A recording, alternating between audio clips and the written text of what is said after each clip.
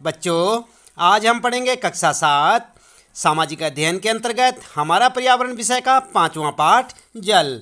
जैसे कि आप यहाँ पर देख सकते हैं, हम आपको बताएंगे इस पाठ से संबंधित प्रश्नों के उत्तर। लेकिन ध्यान रहे बच्चों, एक बार इस पाठ को अवश्य पढ़ लें ताकि यहाँ पर जो आपको प्रश्नों के उत्तर बताए जाएंगे उन्हें आप अच्छे से समझ सकें। तो चलिए शुरू कर लेते हैं। सबसे पहले आप देखें यहाँ पर पाठ के अंतर्गत पूछे गए प्रश्न और उनके उत्तर, यानी कि पाठ के बीच में कुछ प्रश्न पूछे होते हैं। पाठ में आप देख सकते हैं, उनके उत्तर आप किस प्रकार से लिखेंगे हम आपको यहाँ पर बता रहे हैं। पहला प्रश्न है आपका, जल हमारे लिए क्यों महत्वपूर्ण है, और ये प्रश्न आपको मिलेगा 33 यानी कि 33 नंबर पेज पर। आप अपनी पाठ्य पुस्तक के देख सकते हैं। इस प्रकार से आपको एक प्रश्न जो है देखने को मिलेगा। इसका उत्तर क्या लिखेंगे आप? उत्तर इस प्रकार से लिखेंगे, जल हमारे लिए कई तरह से महत्वपूर्ण है। नंबर 1, जल हमारे पीने के काम आता है। नंबर 2, जल घरेलू कामों में जैसे नहाने, कपड़ा धोने, घर की सफाई करने, खाना बनाने आदि कामों में प्रयोग किया जाता है। नंबर 3 लिखेंगे आप, कृषि में फसलों की सिंचाई के लिए महत्वपूर्ण होता है। और नंबर 4, जल यातायात के साधन के रूप में भी उपयोगी है।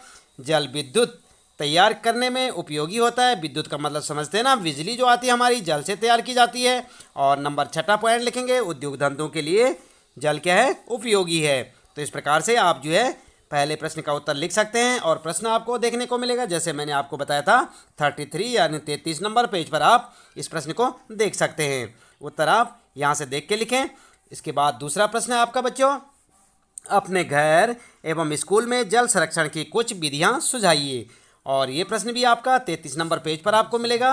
अपनी पाठ्य पुस्तक में देखें आप। और इसमें जो है जैसे आप देख सकते हैं क और ख है, अपने घर में, स्कूल में। तो कैसे उत्तर लिखेंगे? उत्तर लिखेंगे आप इस प्रकार से। सबसे पहले क का उत्तर लिखेंगे, जल संरक्षण की विधियाँ। आपके घर में या अपने घर में आप लिख सकते हैं, हेडिंग डाल के लिखें। इसके बाद लिखेंगे, पॉइंटों में लिखेंगे, नंबर 1, घर में टांका या टंकी को निर्मित करके जल संरक्षण करना चाहिए। दूसरा लिखेंगे आप पॉइंट, वर्षा जल को पीवीसी पाइप के माध्यम से हैंडपंप या कुएं में डालना चाहिए। तीसरा पॉइंट लिखेंगे आप, ईंट और रेत के माध्यम से गंदे पानी को साफ करना। ठीक है, तो इस प्रकार से आप लिखेंगे। और इसके बाद ख वाले का उत्तर लिखेंगे आप यहाँ पर, जल संरक्षण की विधियाँ और स्कूल में लिखें आप ब्रैकेट में, स्कूल में हेडिंग डाल के लिखें, नंबर 1, छत वर्षा जल को पीवीसी पाइप के माध्यम से पानी की टंकी में जमा करना चाहिए। नंबर 2 लिखेंगे आप, गंदे पानी को पृथककारी छन्ना के माध्यम से उसे अपने उपयोग के लायक बनाया जा सकता है। और तीसरा पॉइंट लिखेंगे, स्कूल में स्थित जल को किसी न किसी रूप में ढककर रखा जाना चाहिए। ठीक है, तो इस प्रकार से आप इस अपने दूसरे प्रश्न का उत्तर लिख सकते हैं। यह आपका दूसरा प्रश्न आप देख सकते हैं और ये मिलेगा आपको 33 नंबर पेज पर। उत्तर आप इस प्रकार से यहाँ से देख के लिख सकते हैं और इसे याद भी करें। इसके बाद बच्चों, पाठ के अंत में आपके जो प्रश्न होते हैं उनके उत्तर हम आपको यहाँ पर बता रहे हैं। आप देख सकते हैं, पहला प्रश्न है आपका, निम्न प्रश्नों के उत्तर दीजिए। आपने अपनी जो है पाठ्य पुस्तक का पूरा पाठ पढ़ लिया होगा। उसके अंत में आप देख सकते हैं कुछ प्रश्न दिए हुए हैं और पहला प्रश्न इस प्रकार से होगा, निम्न प्रश्नों के उत्तर दीजिए। तो सबसे पहला प्रश्न क्या है? क वाला है, वर्षण क्या है? देख रहे हैं ना आप यहाँ पर, वर्षण क्या है? तो आप जानते हैं क्या है।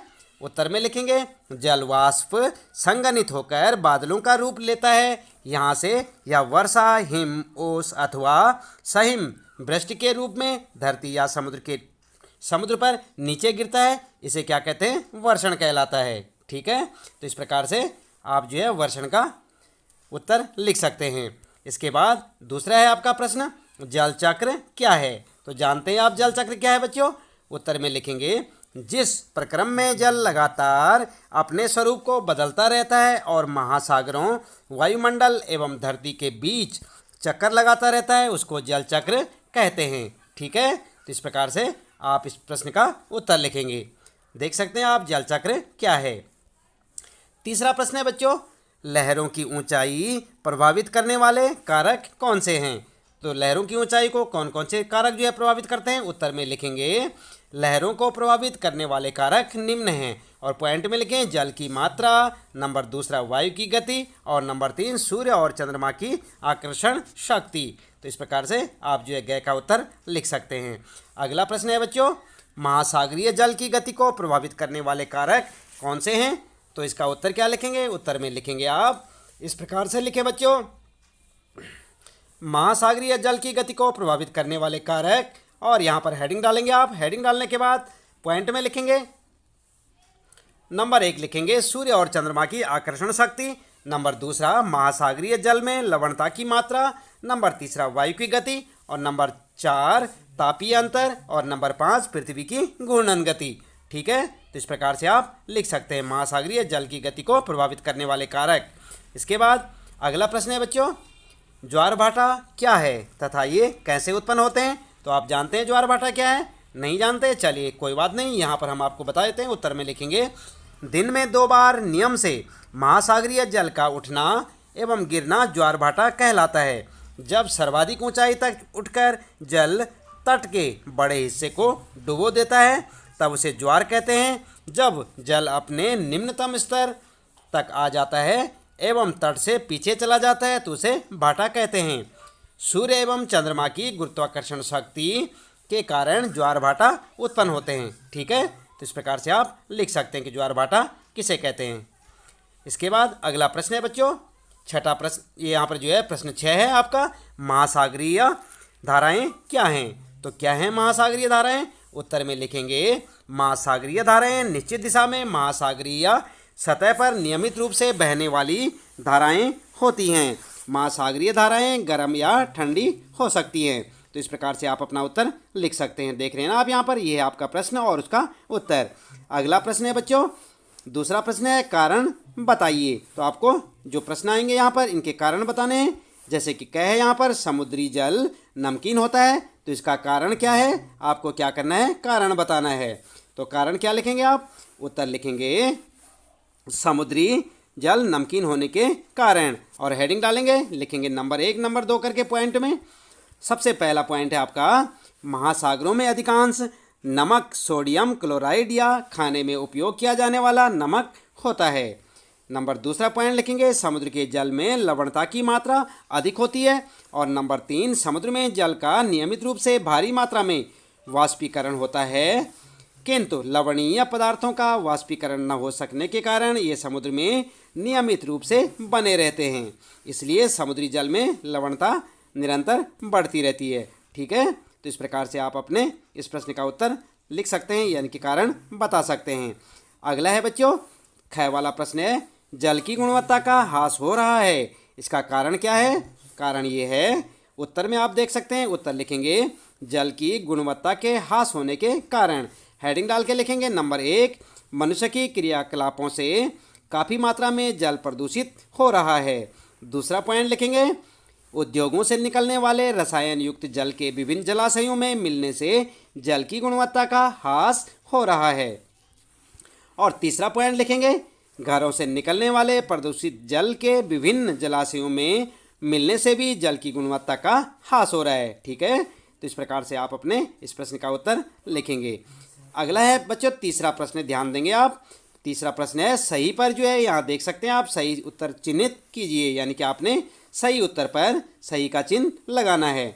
और यहाँ पर जो है क्या है आपके लिए, वह प्रक्रम जिसमें जल लगातार अपने स्वरूप को बदलता रहता है और महासागर वायुमंडल एवं स्थल के बीच चक्कर लगाता रहता है, क्या कहलाता है?